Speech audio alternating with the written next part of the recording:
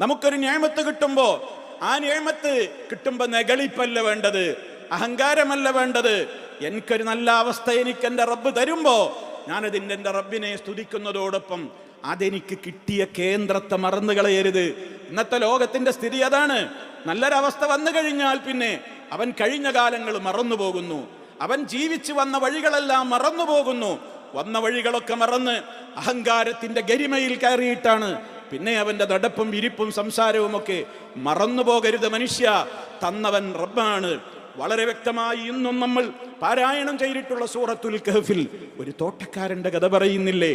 അയാൾക്ക് അല്ലാഹു കൊടുത്ത തോട്ടത്തിന്റെ അനുഗ്രഹങ്ങൾ കണ്ട് നെകളിപ്പോടുകൂടി അയാള് ഇതൊക്കെ ഞാനാ, ഇതൊക്കെ എന്റെതാ, ഇതൊക്കെ എന്റെ പവറാ, എന്റെ കഴിവാ എന്നൊക്കെ പറഞ്ഞപ്പോ വിശ്വാസിയായ ഒരു മനുഷ്യൻ, ഒരു കൂട്ടുകാരനുണ്ടായിരുന്നു അയാൾക്ക്.